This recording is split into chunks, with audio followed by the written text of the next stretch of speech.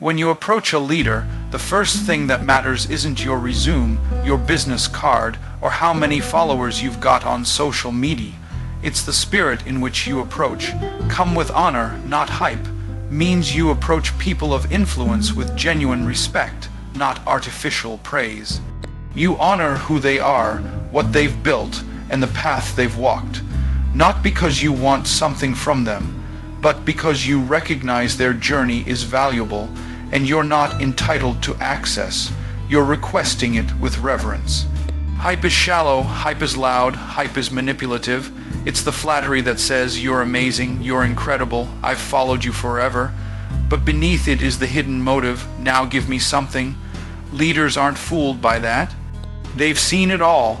When someone flatters them for 2 minutes and then slides in an ask, they can feel the agenda from a mile away.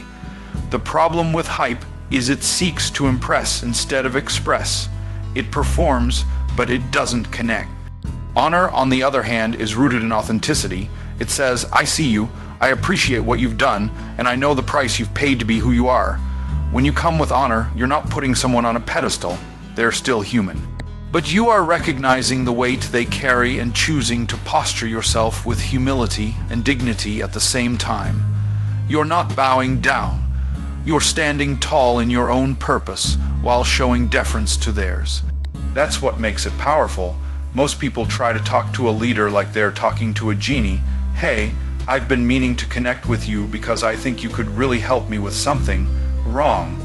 That's hype, that's hustle, and that's manipulation wearing a smile. But when you come with honor, you flip the script. You're not approaching to asterisk asterisk, take asterisk asterisk. You're approaching to asterisk asterisk, tune in asterisk asterisk. To learn, to support, to align. Honor listens before it speaks. It observes before it interjects. It asks, how can I serve? Before it ever says, here's what I need. Let's go deeper. The reason honor is so critical is because of the principle of access. Access is not something you grab, it's something you're granted. Leaders, true leaders, don't open doors for everyone. They open doors for people who understand the weight of what's behind the door. Honor shows that you understand. It's your proof that you won't take what's valuable and treat it like it's common. It says you're not here to use someone's influence. You're here to add to it. And the beautiful thing is, when you come with honor, you unlock favor. Not just attention, asterisk asterisk, favor asterisk asterisk. Because favor follows those who follow principle. And honor is a principle that transcends time. It's ancient. It's spiritual. It's practical. When you honor people, when you honor time, when you honor opportunities, more doors open.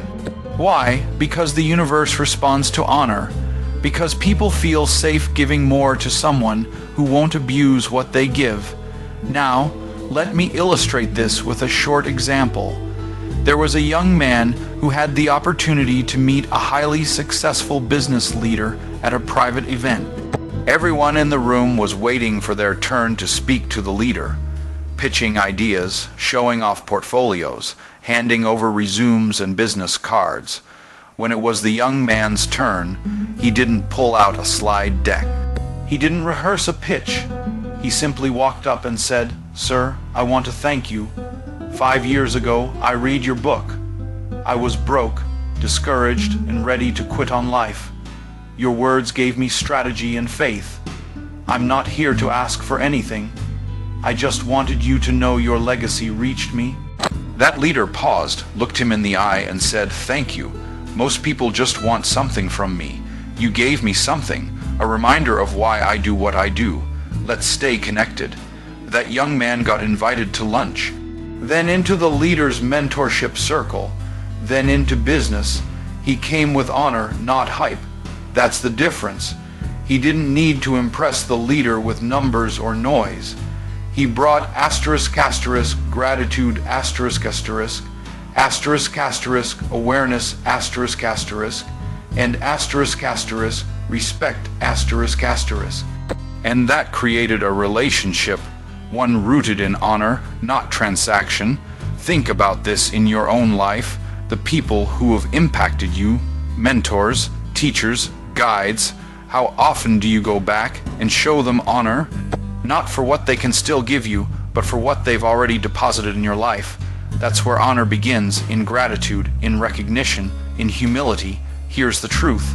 You can never go wrong by giving more honor than is expected. It doesn't weaken you, it positions you.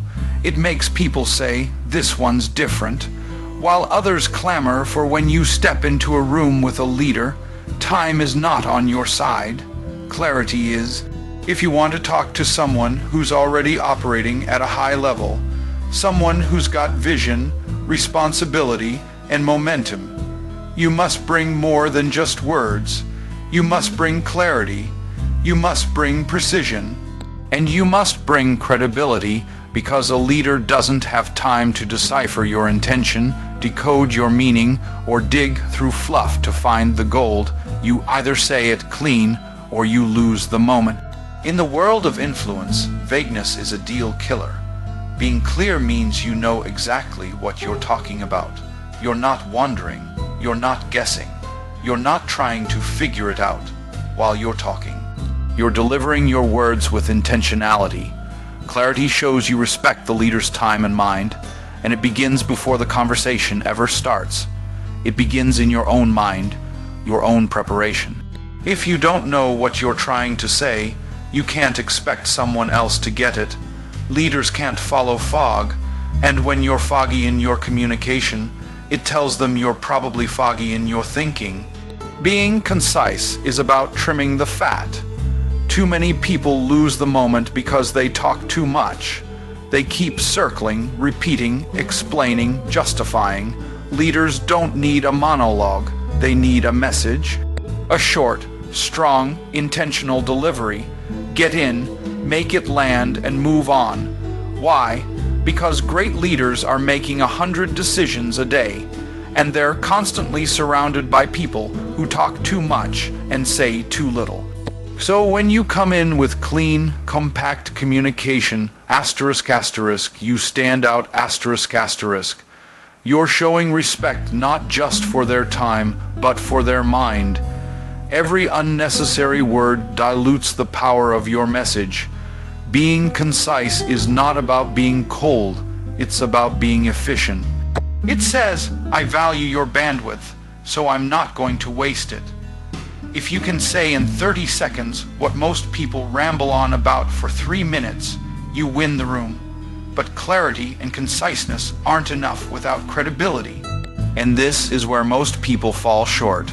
You can say the right thing in the right way at the right time, but if it's not rooted in truth, in experience, or in results, it evaporates the moment you say it. Credibility is what makes your words weighty. It's what makes a leader lean in. Credibility doesn't mean you have to be the most successful person in the room. It means you've done the work.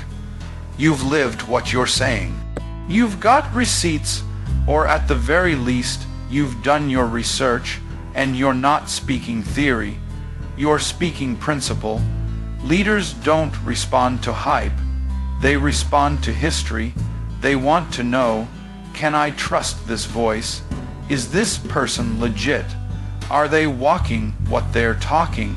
Your credibility comes through tone, through language, through the stories you tell, and the references you make. It comes through alignment.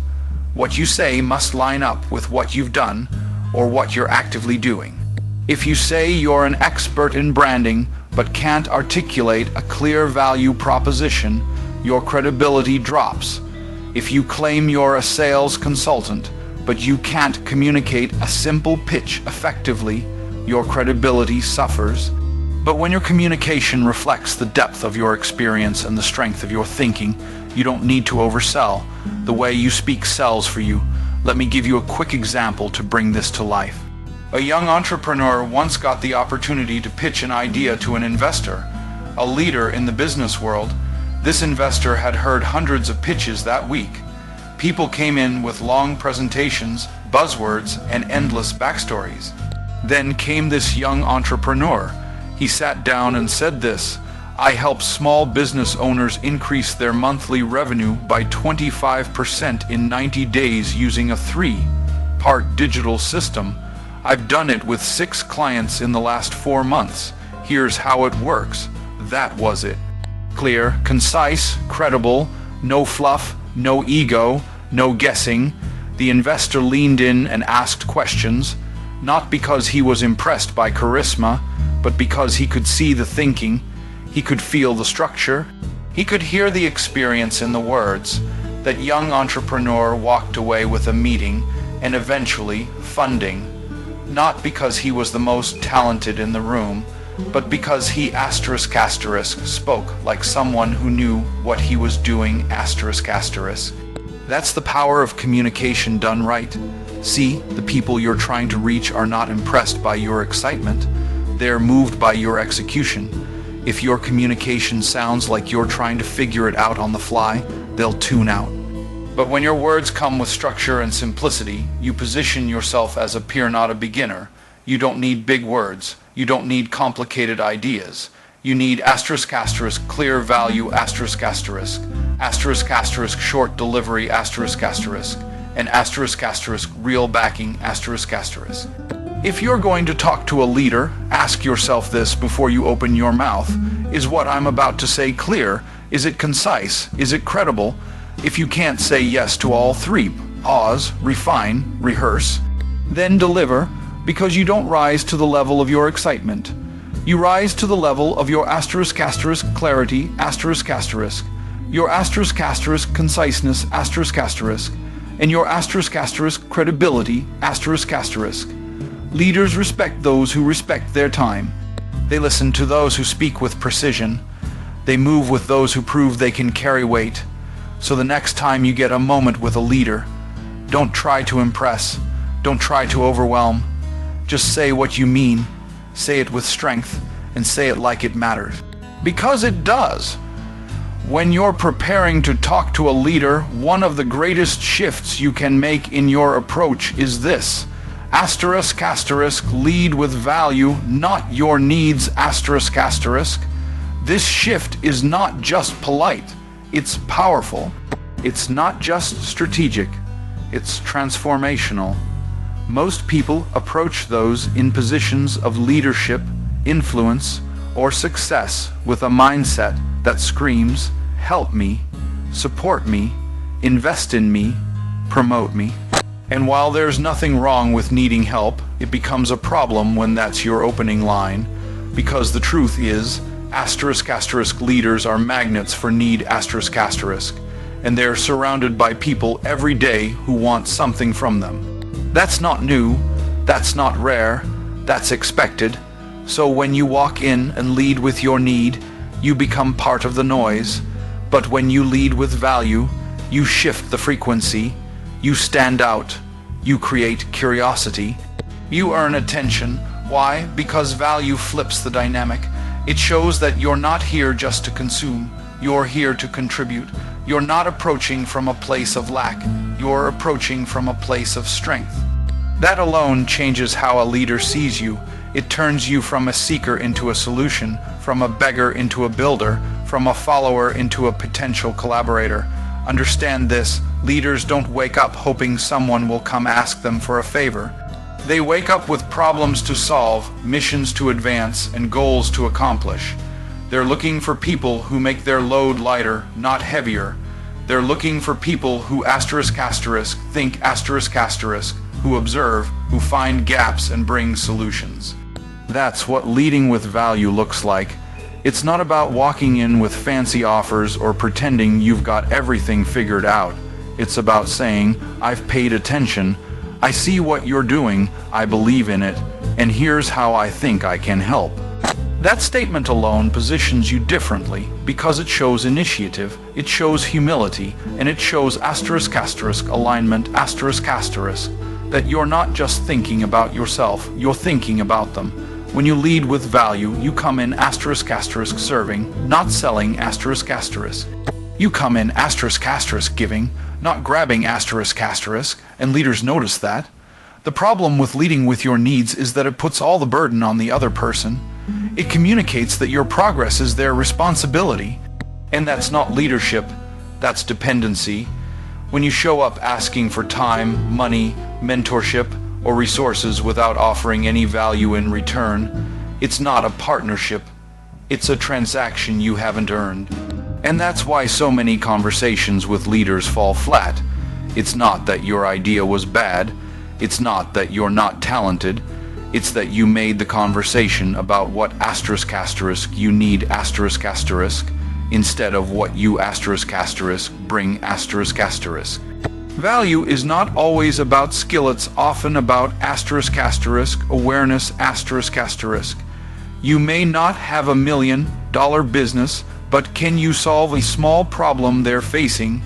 Can you offer insight, support, research, or encouragement that moves their vision forward?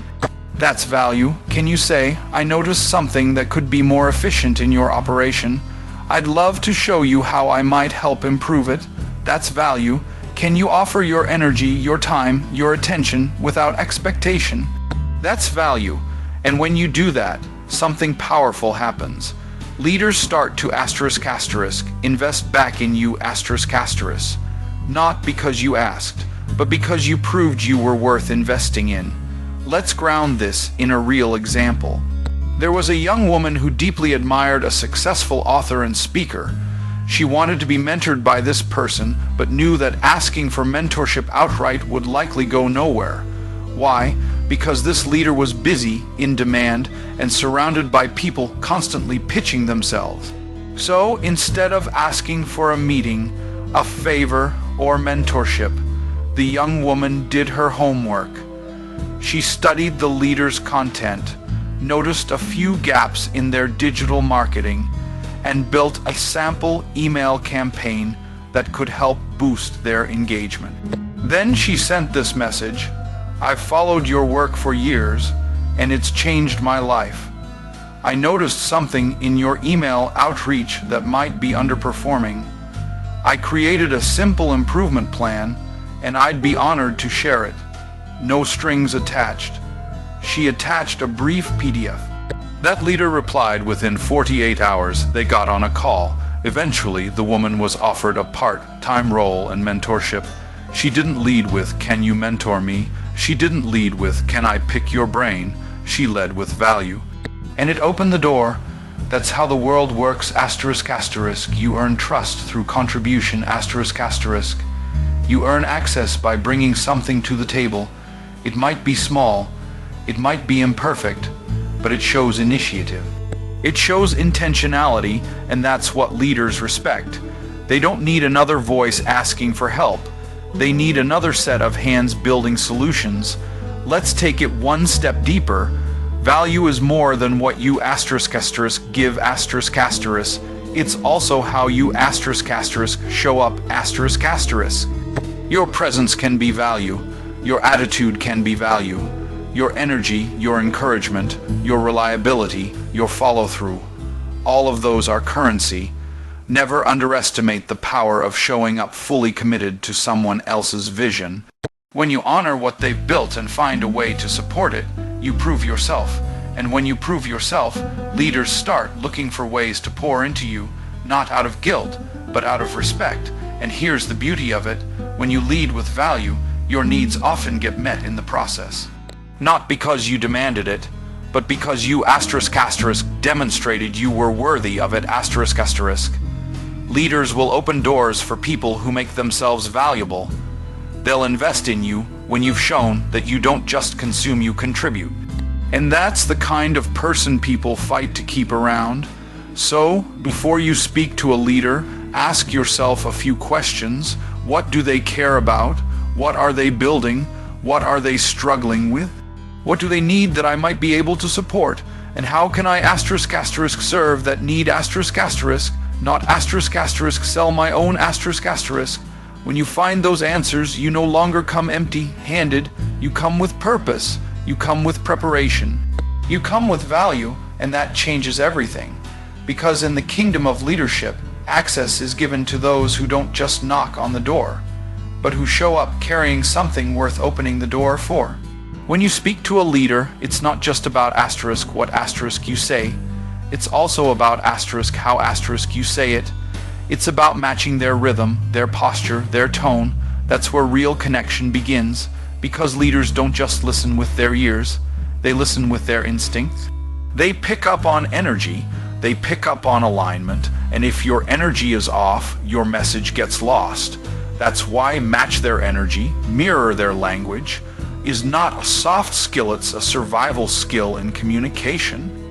It's how you gain influence, how you build trust, and how you enter into their world in a way that feels authentic.